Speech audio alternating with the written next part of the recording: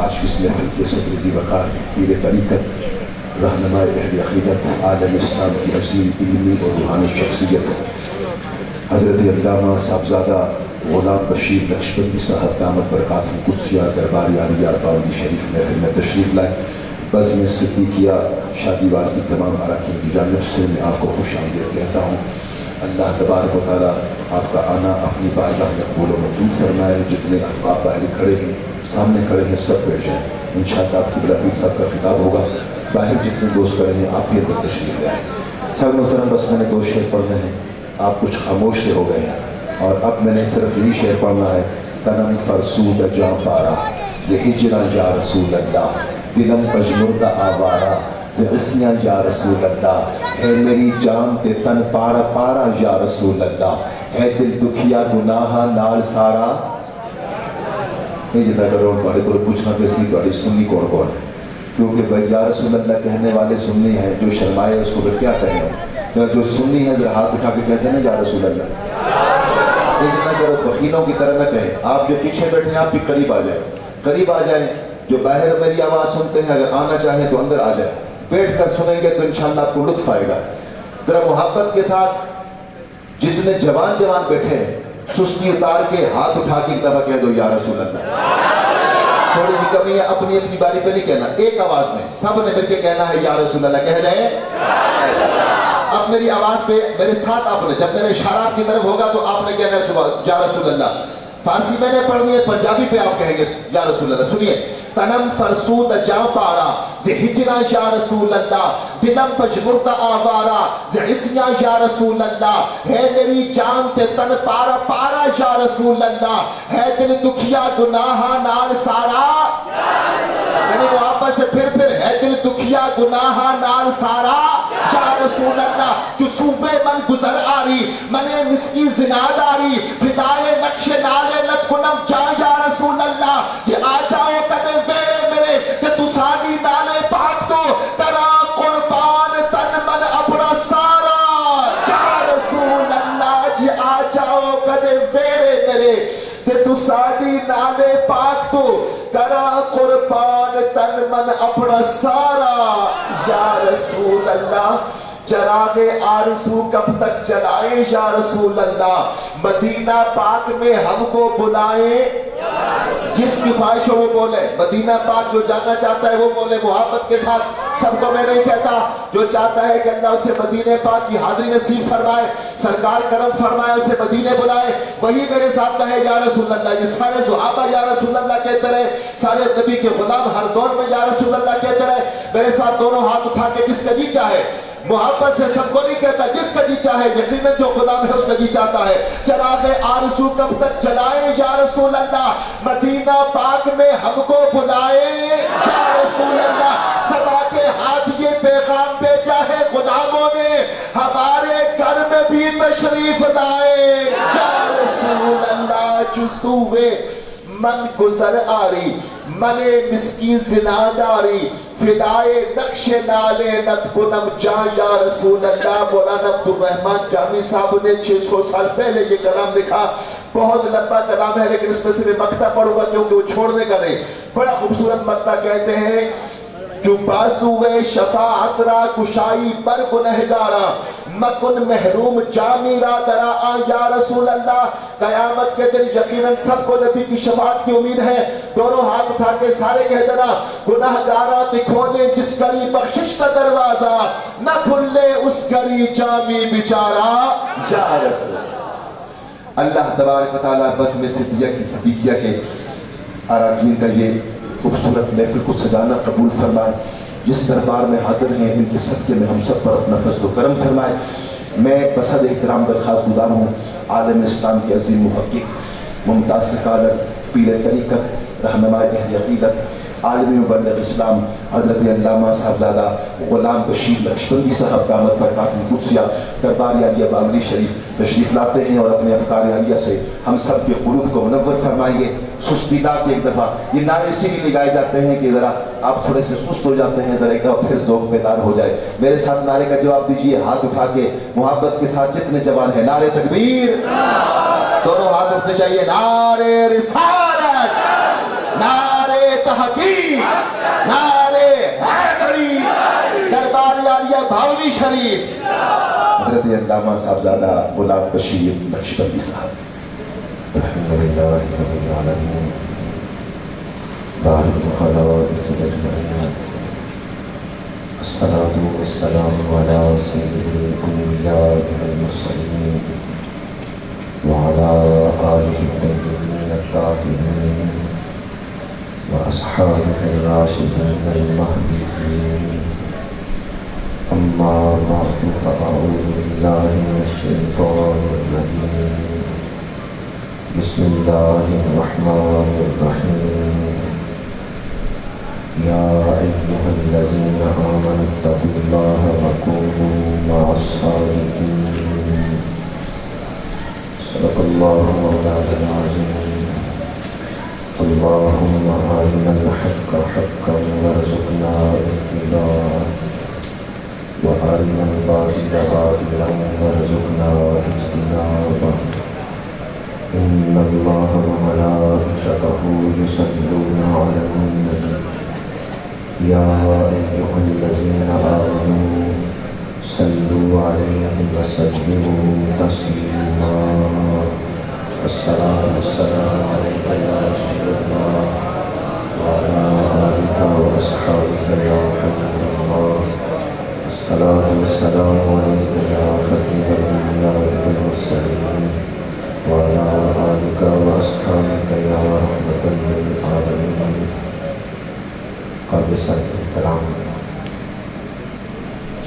علماء کرام بالخصوص حاضر ذیشان فقیر اہل سنت حضرت علامہ مولانا محمد اسلم قادری صاحب زید مجدہ انتہائی قابل احترام مہمانان وقار برادران اسلام حاضرین و سامعین اس وقت میں اور ایک ایسی محفل میں بیٹھے ہوئے ہیں جس پر رحمتوں کا نزول ہو رہا.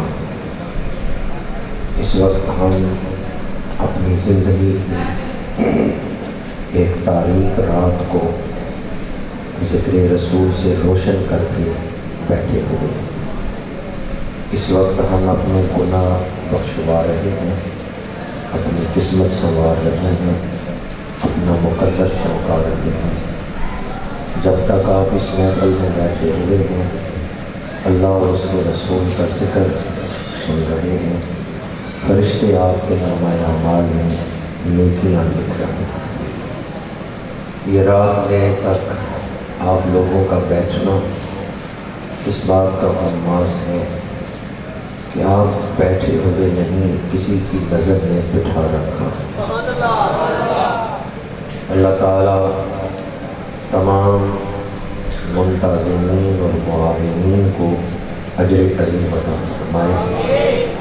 صاحب عرس جن کے اثار ثواب کے لیے یہ محفل سجائی گئی، زینت الاصفیاء فخر السادات قرۃ عیون الاولیاء پیر سید مقبول حسین شاہ صاحب رحمۃ اللہ تعالیٰ علیہ کے درجات کو اللہ تعالیٰ بلندی عطا فرمائے. ان کے مزار مبارک پہ اللہ تعالیٰ کروڑ ہار رحمتوں کا نزول فرمائے. انتہائی اختصار کے ساتھ ایک دو گزارشات آپ کی خدمت میں پیش کر رہا ہوں. نسبت کا قسمت کے ساتھ بڑا گہرا تعلق ہے. نسبت اچھی تو قسمت اچھی، یا قسمت اچھی ہو تو نسبت اچھی مل جاتی. آپ بازار جائیں، کپڑے والی دکان پہ بڑا مہنگا کپڑا پڑا ہوا ہے، 1000 روپے میٹر والا کپڑا دکان میں پڑا ہوا ہے، اور کوئی اس کپڑے کو اٹھا کے چومتا نہیں کہ یہ مہنگا کپڑا ہے تو اس لائق ہے کہ اس کو چوما جائے. نہیں، 1000 روپے میٹر والا کپڑا دکان میں پڑا ہے، کوئی اس کو چومتا نہیں. دوسری طرف 50 روپے گز والا کپڑا قرآن کا غلاف بن جائے تو لوگ قرآن بعد میں پڑھتے ہیں، غلاف پہلے چوم رہے ہیں.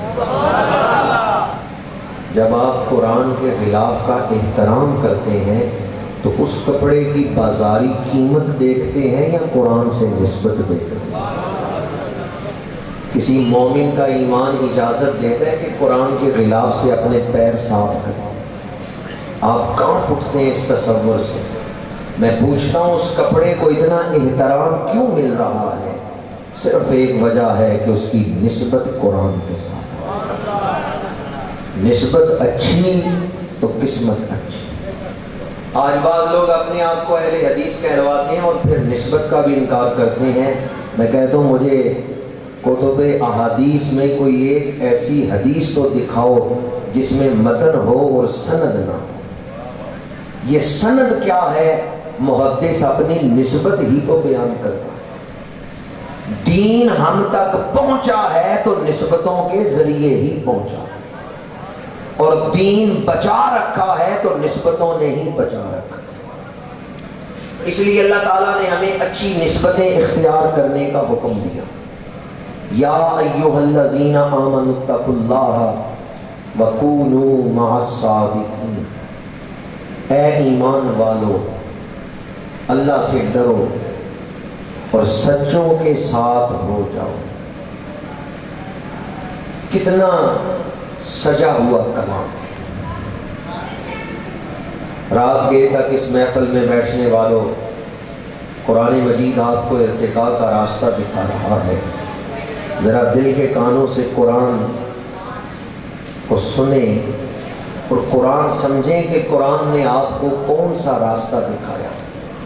یا ایھا الذین آمنوا، اے ایمان والو، اے ایمان۔ اس دنیا کی سب سے بڑی دولت ایمان ہے۔ جو آدمی اس دنیا سے ایمان لے کے گیا وہ کامیاب ہو گیا۔ اس لیے اس نقطے کی تشریح کر رہا ہوں کیونکہ عرس کی محفل ہے اور اس میں محفل نعت رکھی گئی، تو چاہتا ہوں ایمان کے نقطے کی تشریح کر کے پھر اللہ والوں کی معیت کا نقطہ عرض کریں۔ اے ایمان والو، ایمان کیا ہے؟ ضروریات دین کیا ہیں؟ اب وقت نہیں اور موقع محل نہیں کہ اصطلاحی گفتگو آپ کے سامنے کروں۔ اس تمام گفتگو کا نچوڑ آپ کے سامنے پیش کر رہا ہوں۔ ما جاء بہ رسول اللہ صلی اللہ علیہ وسلم۔ ایمان کیا ہے؟ حضور کو مان لینے کا نام ایمان۔ حضور جو لے کے آئے اسے مان لینے کا نام ایمان۔ الحمد سے والناس تک پورے قرآن کا نچوڑ یہ ہے، جو حضور کا ہے وہ خدا کا ہے، اور جو حضور کا نہیں وہ خدا کا ہے۔ قل ان کنتم تحبون اللہ فاتبعونی یحببکم اللہ۔ بخدا، خدا کا یہی ہے در، نہیں اور کوئی مفر مکر۔ جو وہاں سے ہو یہیں آ کے ہو، جو یہاں نہیں سو وہاں۔ آج جس دور میں اور آپ زندگی گزار رہے ہیں، کئی ملکوں سے اہانت رسول کی تحریکیں اٹھی اور کئی بدبختوں نے، خباثت نفس رکھنے والوں نے قرآن مجید کو آگ لگائی، توہین آمیز خاکے شائع کیے۔ قرآن اور صاحب قرآن کی توہین ہمارے ایمان پر حملہ ہے۔ سمجھے میں کیا کہہ رہا ہوں؟ قرآن اور صاحب قرآن کی توہین ہمارے ایمان پر حملہ ہے۔ یا ایھا الذین آمنوا، اے ایمان والو۔ ہمارا تعارف کیا ہے؟ ہمارا امتیاز کیا ہے دوسرے لوگوں سے؟ کہ ہم ایمان والے ہیں۔ اور ایمان کی جان کیا ہے؟ ایمان کا محور کیا ہے؟ ایمان کی جان محبت رسول ہے۔ حضور کا ادب ہے تو سب کچھ ہے، اور حضور کا ادب نہیں تو کچھ بھی نہیں۔ ایمان کی جان محبت رسول ہے۔ جہاں سے آپ کو حضور کی محبت ملے اور حضور کا ادب سکھایا جائے وہاں بیٹھے، اور جہاں حضور کی بے ادبی سکھائی جائے وہ لوگ آپ کے دوست نہیں، آپ کے دشمن۔ یہ محفل نعت اور خانقاہیں مسجدیں، مدرسے یہ کیوں بنائے گئے اور کیوں محفلیں سجائی گئیں، جلسے ہوتے ہیں، کس لیے؟ ایک ہی مقصد ہے، خوشا مسجد و مدرسہ و خانقاہ کہ دروے بود کی لو کالے محمد۔ امام الانبیاء صلی اللہ علیہ وآلہ وسلم کی محبت، حضور کا عشق، یہ ایمان کی جان ہے۔ اس کی حفاظت کے لیے اور اس محبت کے فروغ کے لیے ان محفلوں کا انعقاد ہوتا ہے۔ میں جو دوست محفلیں سجاتے ہیں ان کی خدمت میں بھی عرض کروں گا، اور جو پڑھتے ہیں ان کی خدمت میں بھی، کہ خدا را ان محفلوں کی روحانیت کو ختم نہ ہونے دے۔ ان محفلوں کی جان تو وہ روحانیت ہے جس کے لیے یہ محفلیں سجائی جاتی ہیں۔ اگر قوالی کرنے کا شوق ہو تو محفل سما رکھ لیں، محفل نعت کے اندر وہ قوالی کا رنگ نہ بنائیں۔ کیا خیال ہے آپ کا؟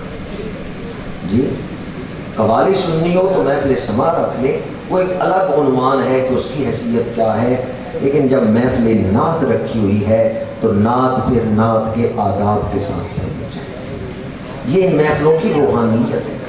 اور اگر آپ آداب نعت کا خیال نہیں رکھتے، ابھی ہمارے عالمی سطح کے عظیم شہنشاہ نقابت بدر الاسلام بدر صاحب پڑھ رہے تھے تو یوں لگ رہا تھا جیسے یہ تڑپ رہے ہیں اور الفاظ کو اپنی زبان سے نہیں روح سے پڑھ رہے ہیں۔ ان کا انتخاب بھی بڑا اعلیٰ، پڑھنے کا انداز بھی بڑا اعلیٰ۔ اللہ تعالیٰ اور ان کے اس اخلاص میں اور ذوق میں برکتیں عطا فرمائیں۔ تو محفل کی جو روحانیت ہے، جو جان ہے، وہ تو ادب رسول ہے، محبت رسول ہے، اخلاص ہے۔ اذان کی ایک طرز ہے، کیا اذان کو گانوں کی طرز پہ پڑھا جا سکتا ہے؟ چند لوگ ہی بولیں۔ تلاوت قرآن کا ایک آہنگ ہے، کیا تلاوت کی اس آہنگ کو اور اس انداز کو گانوں کی طرز پہ لا کے پڑھا جا سکتا ہے؟ بہت پہلے جب ابھی یہ کام شروع ہوا تھا اس دور میں بھی میں نے یہ بات کی تھی، آج پھر دہرا رہا ہوں، اگر اذان کا ادب ہے، تلاوت قرآن کا ادب ہے، تو حضور کی نعت کا ادب کیوں نہیں؟